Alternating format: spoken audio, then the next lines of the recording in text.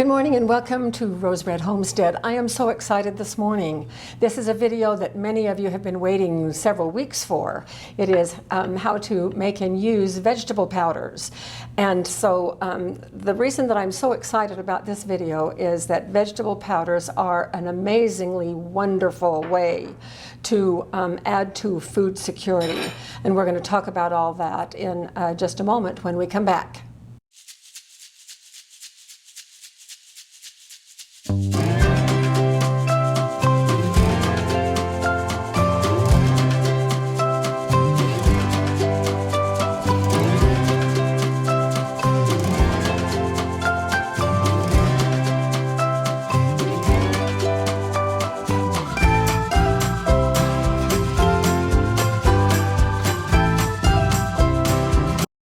In my research in preparation for this video, I went, of course, to Google, my favorite go-to place, and I wanted to find out what the most nutrient-rich foods were. And aside from salmon and liver, vegetables were listed as the most nutrient-dense foods. And so I wanted to know what the top 10 vegetables were. And there are, oh my goodness, a dozen lists of the top 10 vegetables in terms of the nutrients that they contain. But pretty much every list started with spinach, and then carrots, and then broccoli, and I'm taking a time out. Next is kale and green beans and Swiss chard, then asparagus and potatoes and beets and tomatoes. Notice our beet jar is empty. We're going to remedy that in just a moment. And so the lists vary somewhat, but I'm going to leave it to you to look up each of these individual vegetables and find out exactly what those nutrients are. Most of them contain a lot of vitamins. Some even contain a daily supply of this vitamin or that vitamin. So these are really nutrient-dense foods. Now, when we powder them, any of you who have done powdering before, if you've either freeze-dried or dehydrated them and then powdered them, you notice that a whole dehydrator full of spinach powders down to about 1/4 of a cup. And so all of those nutrients are then concentrated in just a small amount of powder.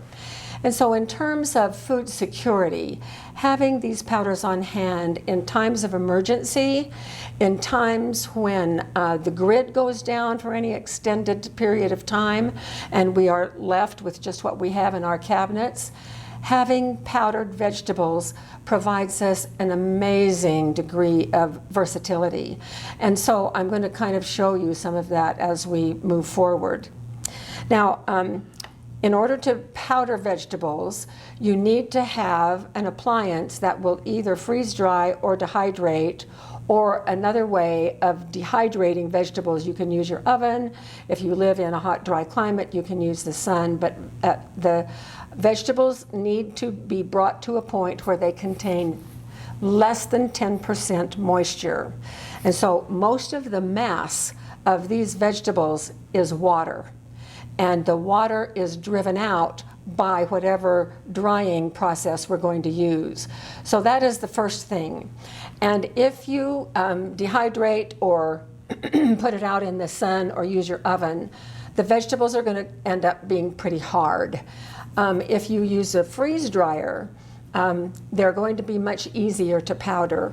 One of the reasons that I like to show both dehydrating and freeze drying vegetables in the same video is because I know that everybody cannot afford a freeze dryer. They are darned expensive. And Jim and I are in our 70s, and it took us that long to get a freeze dryer. We waited about 5 years. And so it's, you know, people have to save up for those.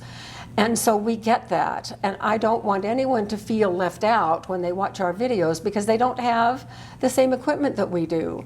And so I really appreciate it when people in our comments say thank you for showing both ways, because I know that it can be daunting when you're just presented with one way of doing things, and I like to have options anyway.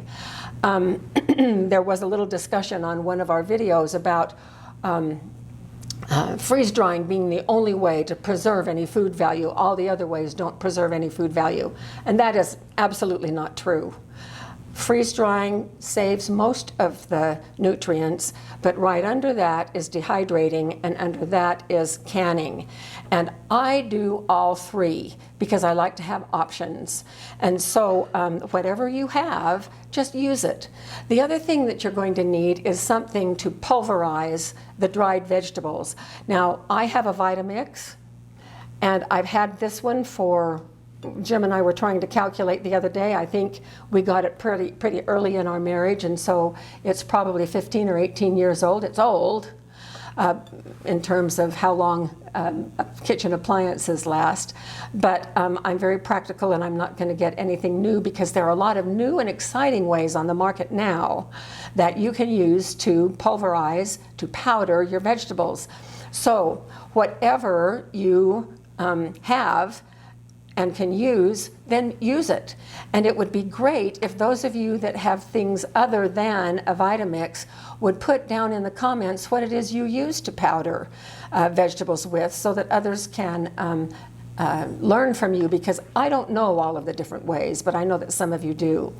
In fact, what I would really like to do is to make this video a big share-a-thon, because the things that I'm going to show you today are not super unique.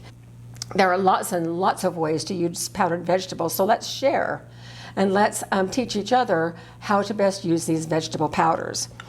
Okay, so it has taken me weeks and weeks to get all of these vegetables powdered, and I know that some of you were getting quite impatient, but dang it, it takes a long time to do this, and it is not especially labor intensive, it's just time intensive to let everything dry, and then you have to do 2 or 3 batches to even get a pint's worth of powder, and so it has taken a long time.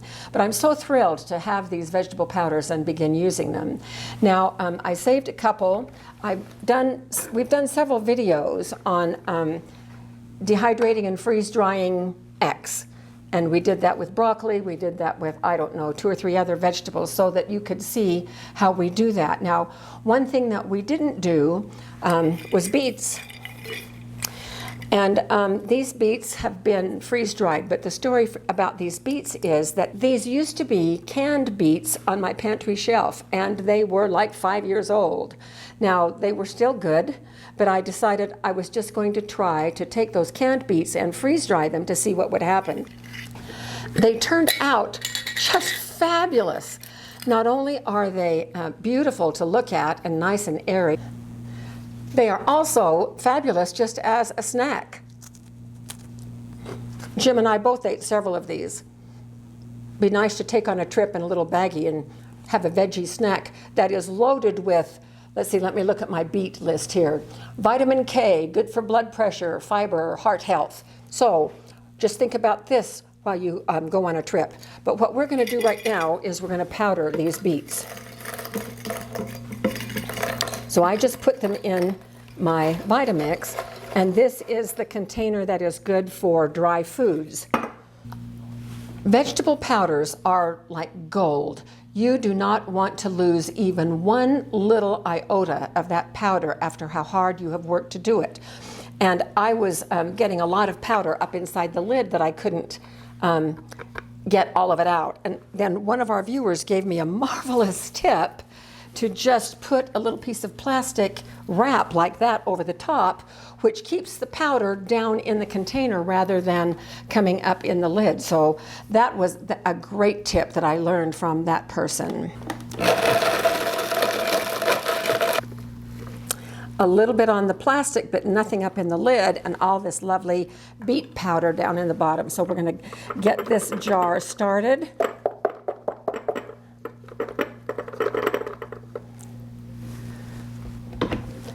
Now, I'm going to finish doing this off camera because you've seen me do it once. You don't need to see me do it 13 times. So I'll finish this off camera and we'll be back. Beets are finished, and I'm just taking this little, it's actually a paintbrush, but it's my food brush that I use for basting things. And I'm knocking all of the powder down to the bottom, and then I'm brushing everything off to get the last little bit of this beet. Now, I'm going to do that, finish that off camera, And then I wanted to show you these tomatoes.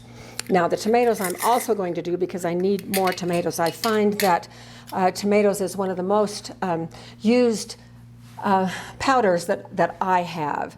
Now when I dehydrated these tomatoes, I did them in slices. Unlike when, if you have watched our video on sun-dried tomatoes, you notice that I used halved tomatoes, just cut them only in half. These I sliced and dehydrated. They dehydrated much faster. And so I'm also going to powder these because I need more tomato powder. And one of the things that I discovered with these, and I posted this on my Facebook page and people just loved it, and that is that even these dried tomatoes like this, I did a tomato sandwich with some fresh baked homemade bread spread with mayo, and then just put these dehydrated tomatoes in the sandwich. And my gosh, it was fantastic. And the great thing was that the tomatoes were not wet to soggy the bread. And so it worked out really great. So it wouldn't work for everything, but it sure did work for that. But I'm going to powder all of these, and then we'll be back when that is done. So here is the powdered tomatoes. I didn't quite do the whole quart. I did about half of the tomatoes. Now, if you notice, there's lumps in this, and when I touch the lumps, they powder.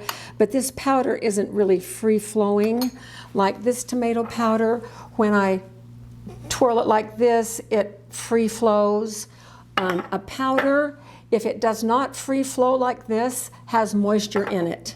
And that happened to me before with these tomatoes right here. And so even after I had powdered them, it was like this. It's still sticky and it does not flow. And so I just poured the powder right back on a tray in my dehydrator and dried it again for another couple of hours, because you want your powders to be very, very dry. And when you twirl the jar, it should free flow. I kept this in a bowl separately because I don't want to mix it with that other one, and I'm going to use this in just a little bit anyway. So we're going to set that aside right now. So let's learn how to use veggie powders. And again, I don't have every way in the universe to use veggie powders, but I have used them in some things. One of the things that you want to remember, and by the way, with kale, Jim and I just don't like kale. And because we don't like kale, I'm not going to make powder out of it. Because we wouldn't ever use it. And so be sure that you're practical in how you approach powdering vegetables or anything else. Make sure that you only do for your family what your family is going to eat. So one of the ways that I have used it is in making deviled eggs. Now, I don't know that you can tell this, but I added some celery powder to the egg yolk filling. So it does look a little bit more green than usual, but you can't even taste it and say, oh, that's celery powder. But rather what you taste is just, you know, celery has such a bright, fresh taste, and it lifts flavors a little bit. And so that's exactly what happens when I put celery powder in deviled eggs. Now, another thing that I used it for, and this was purely experimental, I made some little buns. And you can see that these are quite green. These are spinach and onion buns, and so I used a couple of tablespoons, and I just used our basic bread dough. We have a video on first lessons in bread making, and that first video gives a recipe, and that's what I used for these buns. And I just added a couple of tablespoons of spinach powder, and then our onion powder. And I have back here some extras that I have powdered that go into my recipes. And so this is onion powder, and I made that from freeze-dried onions. This is cheese, also from freeze-dried cheese. This is chicken bone broth, and this is another one that needs to flow very freely, or you've got too much moisture in there, or too much fat. And if that's the case, then you may want to refrigerate it. But this is my chicken bone broth, and oh my gosh, what exciting things I can do now because I have powdered my own chicken broth. And then this is the celery powder. And it's not one of the top 10 veggies. It's still very nutritious. And I love celery because I use it in so many things. And so I used it here. So here I used the spinach powder right here.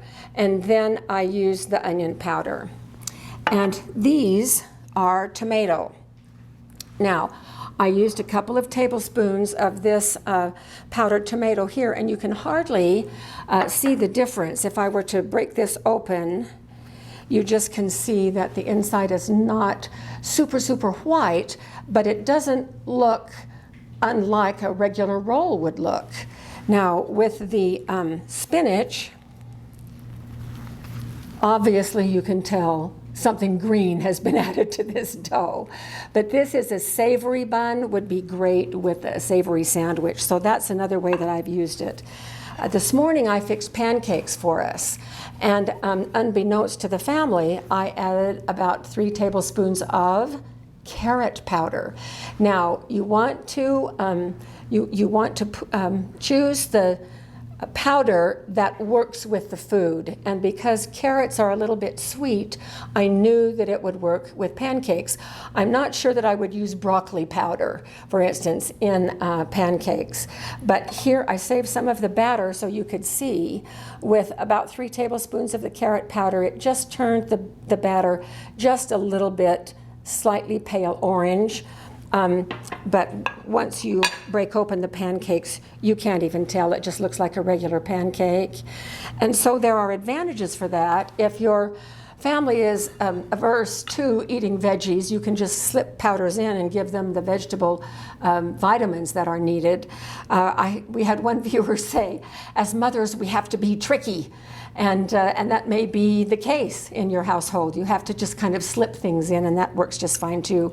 And we had these this morning with the plum syrup that we made in a video that just recently aired. So this is a great way to add vegetable powders. And then, of course, is pasta. And so I made 3 different types of pasta. This, of course, is spinach. This is carrot. And this is tomato. And so we're having a big family dinner tonight with my daughter and my son and his fiance who are living with us, and then my daughter and her family, which includes my grandson and my granddaughter-in-law and 1-year-old Otto, who has just started to walk. So we're going to be doing homemade pasta for that. Now, I need to get these back in the freezer because they are thawing. So I'll be back. I just wanted to remind you that with the pasta, when we did our asparagus week for 3 different videos, one of the things that I showed was how to powder asparagus and then how to make asparagus pasta. So that's another flavor that is good with pasta. Not all of these would be good with pasta, I think, but then it's just kind of a personal choice. So the more savory ones, the spinach and the broccoli, those would be really good just adding to soups and stews and just whatever you feel is a good match for whatever it is that you are making. Now, I wanted to show you one thing that I love about the tomato powder, and even though this has a little bit of extra moisture in it, it won't matter for what we're going to be doing here.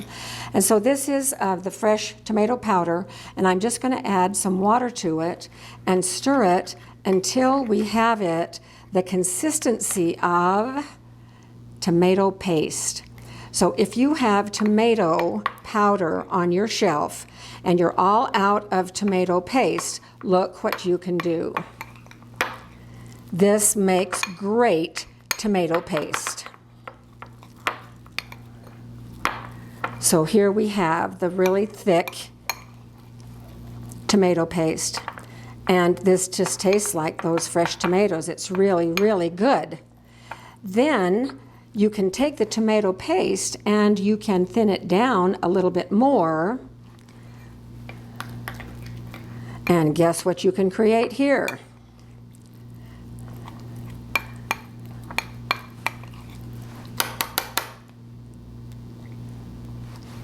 And there we have a pretty darn good tomato sauce. Now, what can we do with that tomato sauce?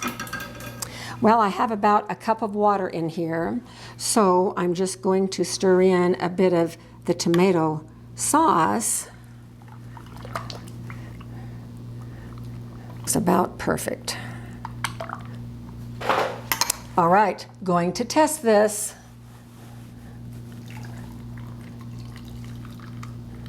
Little ice in the glasses, and I could add a splash of lemon juice and a little bit of salt.